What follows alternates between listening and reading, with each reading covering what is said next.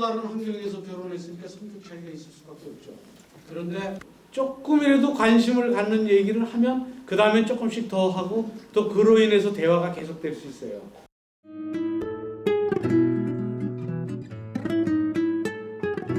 노후 대책도 부부가 함께 사는 것이 아주 중요한 노후 대책이 될 정도로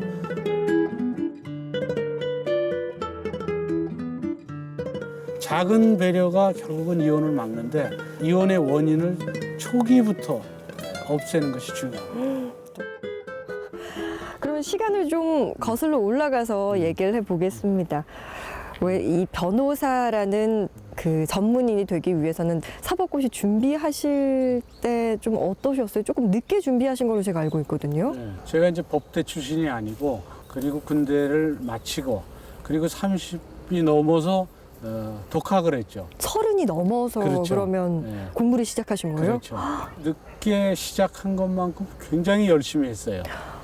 근데 열심히 했는데도 네. 계속 시험이 안 되니까 네. 이 시험은 결국 합격할 수 없는 시험이 아닌가 하는 그런 좌절감을 맛보게 될 때 네. 그때가 가장 힘들었습니다. 그러면 시험을 몇 번 도전해서 몇 번 만에? 본 시험 횟수는 꽤 됩니다.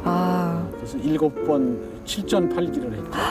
이야, 정말 끝까지 포기하지 않고 도전해서 결국에는 꼭 이 시험에 네. 합격해야 되겠고 확신을 갖고 있으면 일찍 시작한 그런 사람들보다 훨씬 더 열심히 공부를 할 수 있었어요. 훨씬 더 몰입해서. 그렇죠. 근데 30 넘어서 공부 시작하셨다 그러니까 저는 되게 존경스럽습니다. 저는 30 조금 넘었는데요.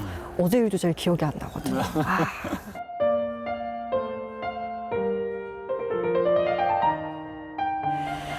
자, 이번에는 좀 법 공부를 살짝 해볼까 합니다. 네. 예전 같으면 시골에서 뭐 수박서리 하고 닭서리 하고 이런 것들이 사실은 동네 아이들 그냥 장난증으로 그렇죠. 치부가 됐는데 예전에는 이제 에피소드 범죄라고 그래서 그런 닭소리 같은 건 결국 하나의 에피소드로 지나갔어요. 그래서 어릴 때 추억 이렇게 얘기하면 그렇죠. 하나둘씩 나오던 얘기거리였는데 근데 지금은 이게 범죄가 돼서 네. 어린 시절에 이걸로 처벌받으면 잘못하면 소년원을 가기도 하고 그렇죠. 한 번 거기 가게 되면 결국은 아주 큰 범죄자가 될 수도 있어요. 그래서 사실은 이 에피소드 범죄를 처벌해서는 안 되는데 지금은 피해자들이 처벌을 원하기 때문에 지금은 에피소드 범죄라고 볼 수 없고 그런 건 그냥 범죄입니다.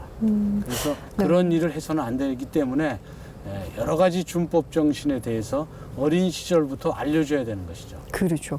예전에는 법 없이도 살 사람이다 네. 이러면 다 좋은 얘기인 줄 알았는데 그렇죠. 이제는 법 없이 살면 안 되고 법대로 살아야 된다면서요. 그렇죠. 법 없이 살면 무법자가 되는 거예요. 그러니까요. 사실은 이 법은 네. 멀리 있고 나하고 관계가 없는 그런 그 제도다. 이렇게들 생각하지만 실제적으로는 법은 우리의 친구처럼 옆에 언제나 있습니다. 그래서 손만 뻗으면 손을 잡아줄 수 있는 친구가 될 수 있어요. 네. 그래서 법을 친구처럼 생각하면 결국 법으로 인한 피해를 막을 수 있고 오히려 법의 도움을 받아서 큰 이익을 얻을 수도 있죠. 그래서 법을 알면 돈이 보인다는 얘기도 합니다. 돈까지 보이나요? 예.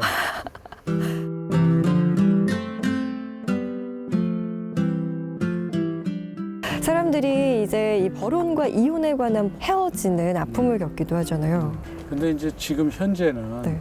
사실은 이제 노후 대책도 부부가 함께 사는 것이 아주 중요한 노후 대책이 될 정도로 사실은 이혼을 하게 되면 이혼의 고통이 너무 큽니다. 네. 지난해에는 한 33만 쌍이 결혼했는데 1년에 이혼한 커플이 한 11만 쌍이 될 정도로 지금 이혼한 커플이 많습니다. 주 원인은 소통이 안 되고 또 교류가 안 되고 서로 이해를 못해서 그래요. 서로 교류만 잘해도 네. 또 조금만 추임새만 잘 넣어도 네. 행복할 부부들이 많아요. 저 남편한테 나 파마했는데 어때? 그러면 뭐 얘기를 해줘야 되는데 그렇죠. 나 좋아? 그러면 응. 계속 응이라고 그러면 근데 김 빠지죠. 그렇죠. 근데 나빠 그래도 응. 나 오늘 어디 동창회 갔다 왔는데 갔다 왔어? 그러면 응. 그렇게 동창회 갔다 왔으면 누구 만났는지 그래, 그렇게 물어봐 주길 바라고 물어보는 그렇죠. 건데. 예. 근데 대부분 그렇게 아내의 마음에 대해서 무관심하고 그렇게 되면 네. 그게 이제 결국 나비 효과처럼 네. 그 샌프란시스코의 나비의 날갯짓이 서울에 도착할 때는 파동이 커져서 폭풍우가 되듯이 네. 작은 배려가 결국은 이혼을 막는데 이혼의 원인을 초기부터 없애는 것이 중요합니다. 남편들이 부인이 뭐 물어보면 계속 응 대답만 한다고 응 남편이라고 하고 반대로 또 부인은 너무 꼬치꼬치 캐물어서 남편들이 그러니까 이제 또 부인이라고도 하죠. 또 부인이요? 뭐 아, 자꾸, 또? 네, 자꾸 그렇게 물어본다고? 물어보니까 아, 너무 무관심하게 살았어요.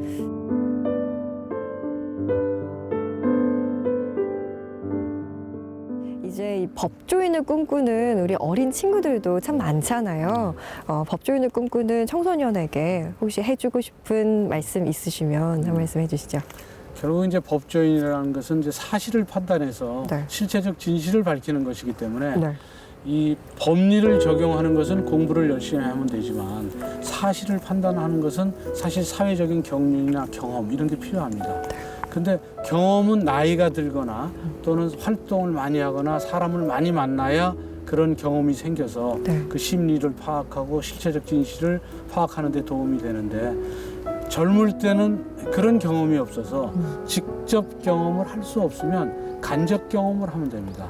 그래서 간접 경험을 하기 위해서는 법조인이 되고 싶은 그런 그 후학들은 책을 많이 보기를 권하고 싶어요. 그러니까 소설책도 많이 보고 네. 문학책도 많이 보고 네. 장르를 구별하지 않고 많은 책들을 보면 그 책들을 본 그 지식이 지혜가 돼서 결국 실체적 진실을 파악하는 데 도움이 됩니다.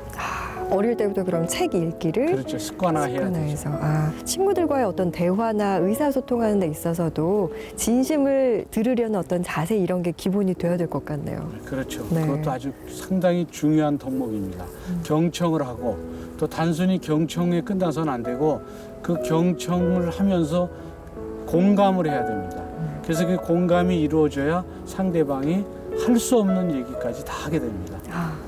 마음의 문을 이렇게 톡톡톡 두드려서 그렇죠. 네, 나오게 해야 되겠네요.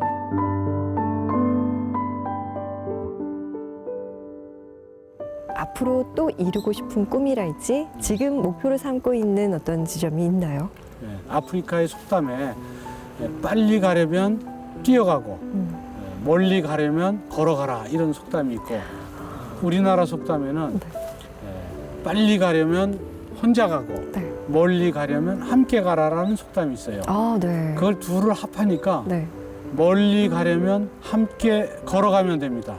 그래서 아, 네. 서두르지 말고 함께 걸어가겠다. 그래서 그 목표는 계속 생기니까 그 목표를 향해서 꾸준히 함께 걸어가려고 합니다. 함께 멀리 이렇게 걸어가는 그런 이재만 변호사님의 모습 앞으로도 쭉 볼 수 있었으면 네. 좋겠습니다. 우리가 아는 만큼 보인다라고 하잖아요. 이건 법에도 그대로 적용되는 것 같습니다. 아는 법이 힘인 것 같은데요. 오늘을 계기로 이 법에 대한 어떤 마음의 거리감을 좀 좁히시고 훨씬 더 현명하게 살아가는 그런 방법, 그런 마음이 필요할 것 같습니다. 오늘 도움 말씀 주셔서 고맙습니다. 예.